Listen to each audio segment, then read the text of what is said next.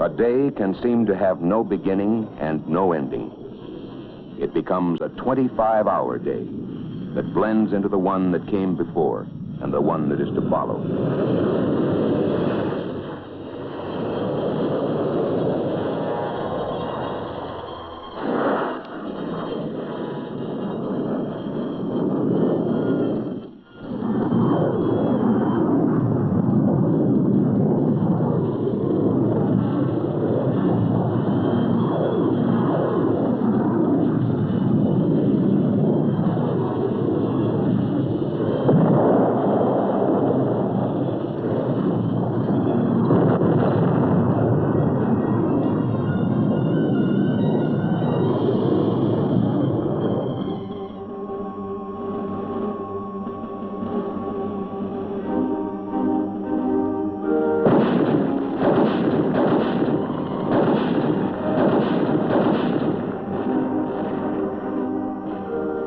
It is not necessary to be a military man to understand how long a day can be. A shot fired at Bien Ho, Da Nang, Quang Tri, Haiphong, or near Hanoi can strike home in any city, town, or hamlet of 50 sovereign states. 8,000 miles away can still be very close to home. And because it could come closer still, we share the conflict and the strength. We also share the understanding and the courage to prove that the honor of a nation's word has greater meaning than formal letters written on a scrap of paper.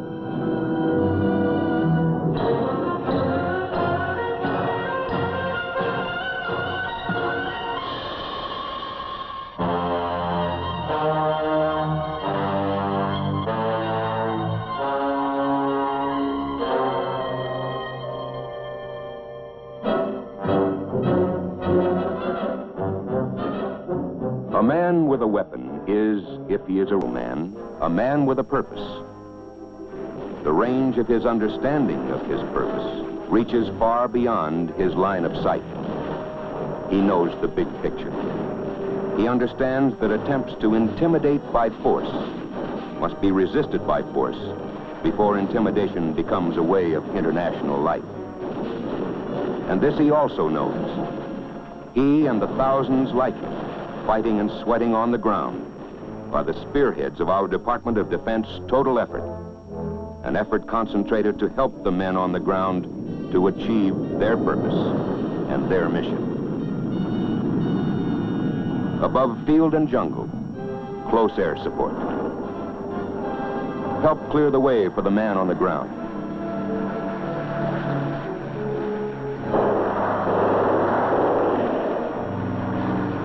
Reinforcing.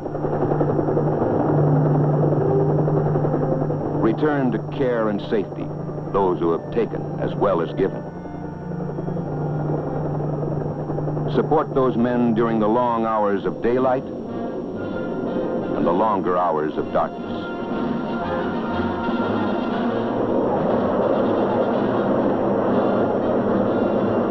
Support them with B-52s against concentrations of troops and supplies. Give the enemy no chance to rest.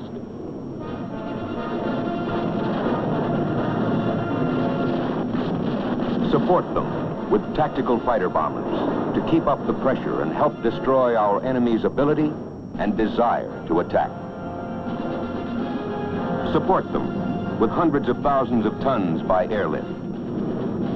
The supplies come through, but there are other lines of supplies that flow the other way along the Ho Chi Minh Trail. It winds down from the north through mountain passes and under the cover of green-top jungles. For North Vietnam, it is the lifeline for their aggression. Along the flank of southern Asia, the coastline of North and South Vietnam takes the form of an elongated S. A demilitarized zone between the two countries along the 17th parallel at the sea was established by solemn treaty. To the north is China. To the west are Laos, Cambodia, Thailand, Burma, India, and Pakistan. Moving down from the north, men, oil, machines, the tools of war, are fed along the Ho Chi Minh Trail to bolster the aggression in the south. They move by night over the narrow roads, through mountain passes, and along trails hidden by the jungle foliage. Trucks and pack-laden coolies by the tens of thousands. Usually, by day, they remain hidden in the jungle, to venture out again at nightfall, to carry their lethal burdens along their narrow lifeline of aggression. That lifeline must be severed. When it is repaired, as it always is, it must be severed again.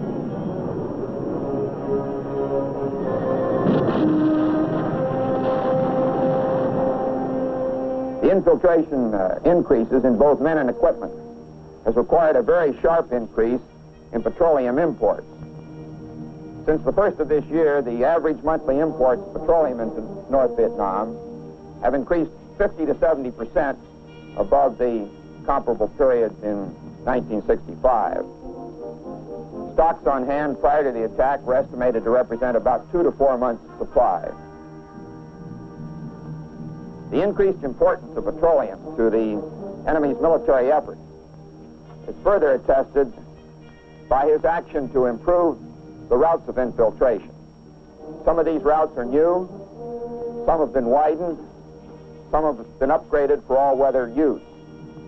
Bypasses have been built, and bamboo canopies or trellises have been built over the jungle roads in many places in order to inhibit observation of them from the air.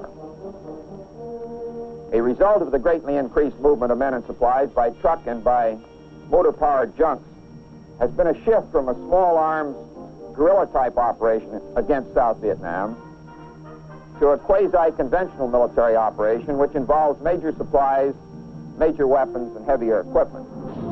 Every gallon of fuel, every gun, bullet, even every ration of rice destroyed north of the 17th parallel may mean the life of a man on the ground south of the 17th. The military call it interdiction. That is the mission of those who fly to the north. Support the men on the ground by strangling the supply routes. They fly from the decks of our Navy's carriers.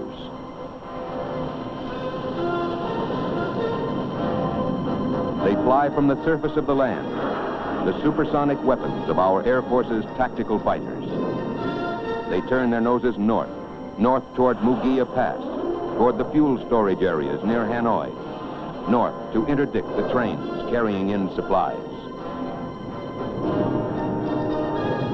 The pilots do the flying. The ground crews keep them flying. It's an around-the-clock operation. Fly the mission, maintain the aircraft, repair the battle damage so that the next mission can be flown. No one counts the hours in a day. They keep close track of the months and weeks that they have left to sweat out to complete their 12-month tour of duty. But they don't count the hours in a day. All activity is monitored in aircraft vehicle control. Each operation is on a fixed time schedule. Often planes have to fly on paper before they can fly on missions. Nobody's job is easy, but then nobody ever said it would be. Every so often fellows will ask, why me? Why should I be here? One way or another, they have to find the answer for themselves.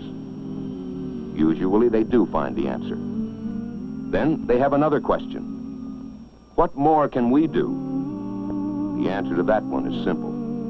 Work your guts out for the men who fly the planes. A pilot's tour of duty is 100 missions. 100 missions to be flown. 100 targets still unknown. But it's my belief that my Thunder Chief strikes a telling blow to help G.I. Joe. Till 100 missions I myself have flown.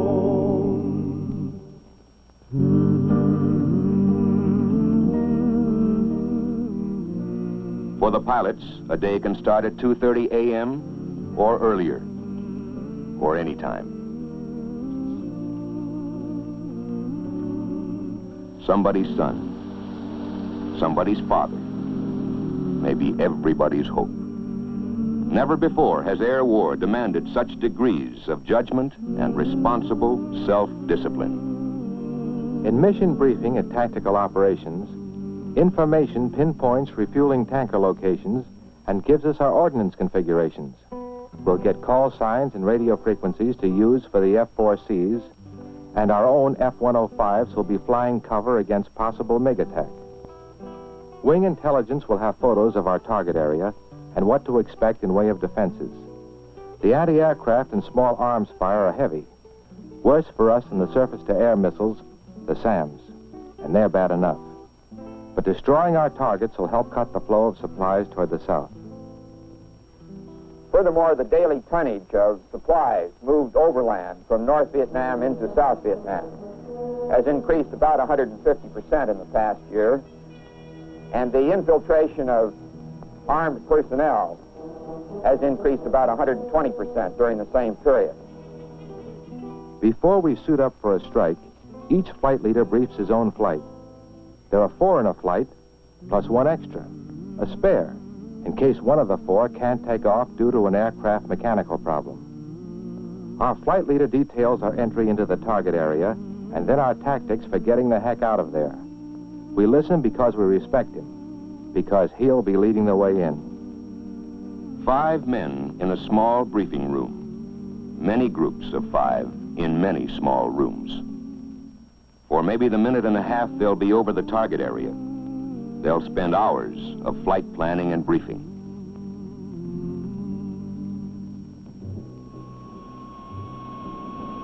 Pilots have always been fighting men. But to courage and daring, today you have to add the great technical skill and self-discipline demanded by their sophisticated weapons.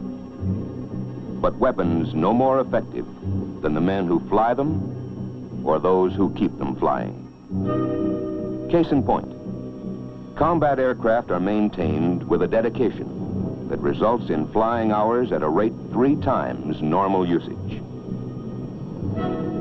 The line crews understand how much depends on them day after 25-hour day.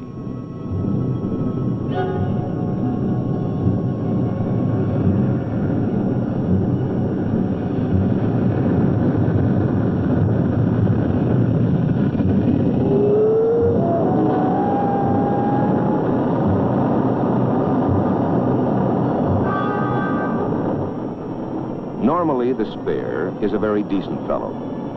But now he's been through the hours of pre-flight details. He can't help but hope that one of the other aircraft will show up with a minor hydraulic leak or a cut tire. Sometimes that happens, but not today.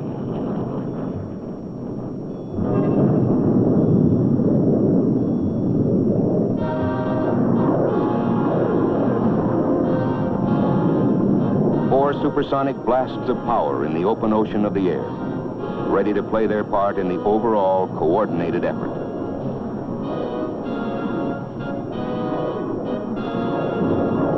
There are other flights in the sky. The F-4Cs are en route. At the same moment in time, the big choppers, affectionately known as the Jolly Greens, are on their way with A-1Es for their protective escort.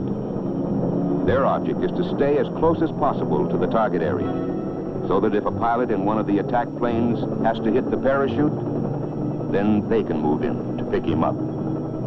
If there's enemy ground fire, those A-1Es dive in to keep the enemy's heads down.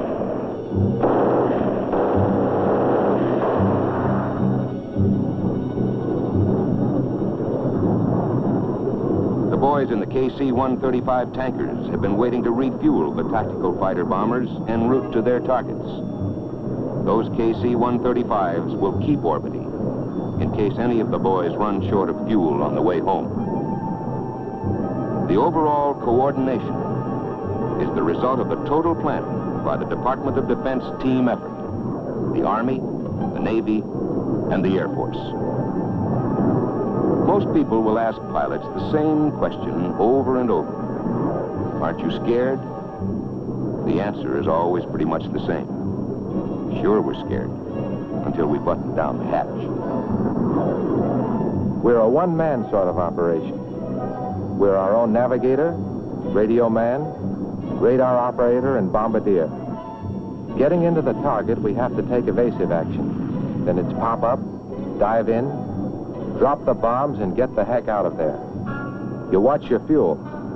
You go over in your mind what the intelligence boys will want to know about the results.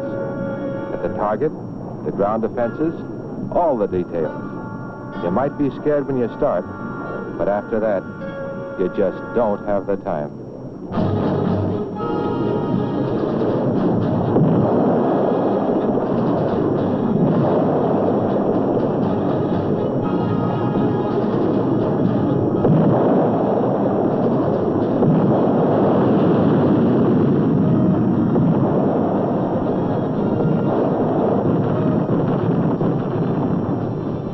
Results?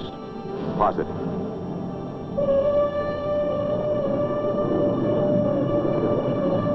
The cockpit is a pilot's office. Management of that office must be as precise and efficient as the complex instruments with which it is equipped. One flight of many flights. And there isn't a combat pilot who doesn't know it. Every bullet, every gallon of oil, every mortar stopped north of that 17th parallel can mean the life of 1 man, 10 men, 100 men south of that parallel.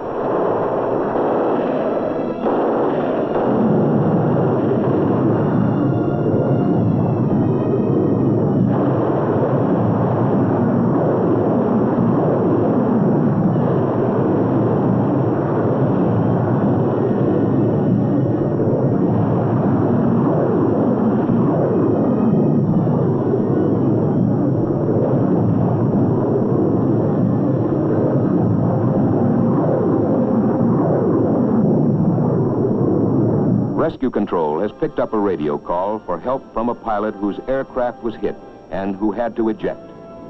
He has contacted the Jolly Greens and given them a fix on the downed pilot's approximate position.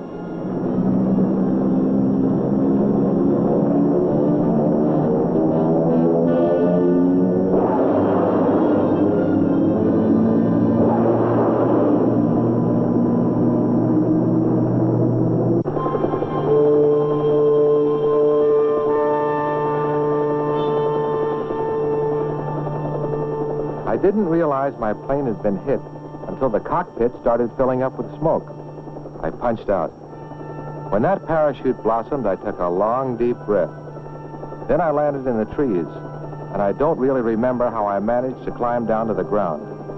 I let out a shout for help on my radio, then scrambled up the hill to get as close to the top as I could. I shot off some pen flares when I saw the A1Es and the Jolly Green.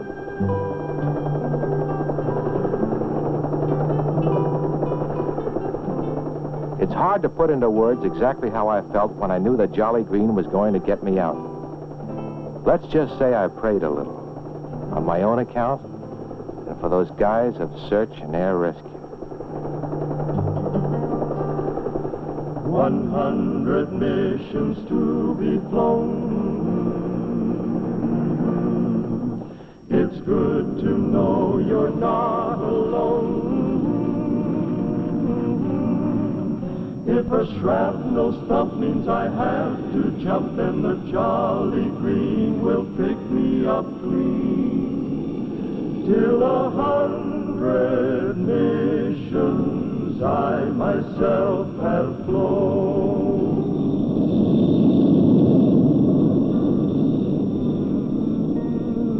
One flight's mission has been completed, but the long day's work is far from over. First will come the detailed intelligence debriefing at Tactical Operations Center. After the official debriefing, flight leaders hold a session for critiquing their flight's performance as a unit and as individuals.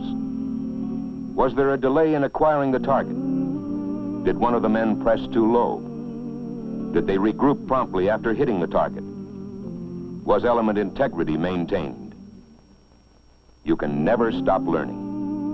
You might get away with an error in judgment one day. Tomorrow, you may not be as lucky. One flight of many flights. But operations continue around the clock. For the ground crews, it's 12 hours or more a day, 6 days or more a week. It could be drudgery if every man on the ground didn't know and understand that they are the ones who make it possible for those who fly to complete their missions. It's about 13:30 hours now, 1:30 in the afternoon of a day like every other day. Another flight takes off on another mission.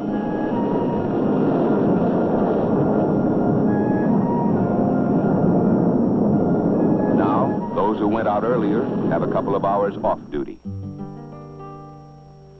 100 missions to be flown, 100 bridges to be blown. On my left and right, the rest of my flight help keep me alive in my 105. Till 100 missions I myself have flown. No matter what they do or how relaxed they seem, pilots always wonder what tomorrow's target will be. A milk run or a tough one? The answer comes at about 1800 hours, when flight planning for the next morning's strike starts. Usually, flight planning takes 2 or 3 hours. On a new tough target, that time can easily be doubled. A fragmentary order, FRAG for short, comes to the Wing Tactical Operations Center and is the small part of the overall order that relates to the fighter wings. The orders come down from DOD and the Joint Chiefs of Staff. Then, at wing level, they are broken down and missions assigned to the squadrons. There are many frags that make up a day's total coordinated effort. We believe this essential to help safeguard the freedom of South Vietnam and to save the lives of those South Vietnamese, Americans, Australians, New Zealanders, and Koreans who are fighting to ensure that freedom. The aircraft our pilots fly are compact, highly maneuverable machines. They have the inherent speed and versatility to be effective in air-to-air or air-to-ground combat. But they are only machines. They must be maintained. The record of keeping flying hours at a rate 3 times normal use speaks loudly and clearly for the kind of men who work with their hearts as well as with their minds and hands. Men are brave in many ways, and there are many ways in which a man can show his courage. Courage can't be judged by a casual glance or the sound of a voice. Any fighting man will tell you, you must know fear in order to find your true strength. Want a portrait of a hero? Take a snapshot of a pilot, or another, or another. Move your camera out to the line for long shots or for close-ups. Carry it inside aircraft vehicle control to watch the men who often don't even see the planes they help keep flying. Let your camera travel into the air to fly with the men of the Aerospace Rescue and Recovery Service. You'll never find a man who thinks himself a hero or even considers himself as particularly brave. But they all share a common bond and a common pride.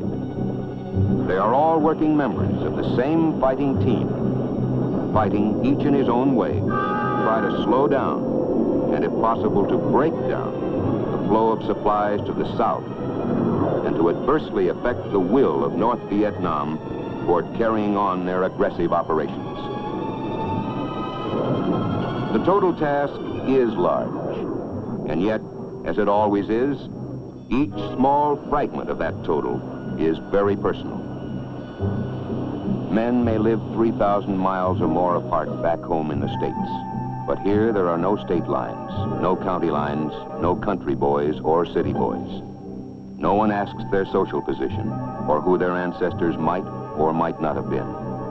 Nor do we as a nation know what we as a nation have done to have deserved men such as these. Perhaps they reflect the courage and the strength instilled in them by their mothers and their fathers. Perhaps it is the heritage of men who came before, men who stood at Concord Bridge, men who walked through Chateau Thierry, through the Ardennes Forest, and the undergrowth of Guadalcanal and Iwo Jima. Men who ranged the skies over Pacific atolls and over Africa and Europe, half a world away. We do not know what we have done to produce men such as these, but we do know these are our men, our fathers, our sons, our brothers. It is only right that not only should we be proud of them, we can be proud of them.